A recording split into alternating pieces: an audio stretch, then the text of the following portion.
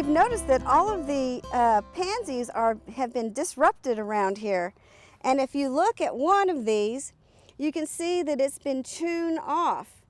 What could be going on here? Well, if I hadn't seen it myself in the past, I would have not known what varmint was taking care of this.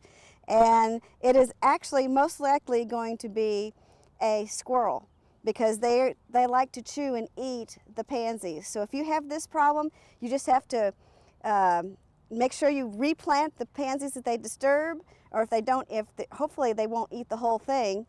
And you can put deer deterrents and things like that around. It's going to be some kind of fox or wolf urine or something like that. Pepper, cayenne pepper sometimes works too. So you can use those if you want to deter them. But we'll replant these, so hopefully they'll continue to do well.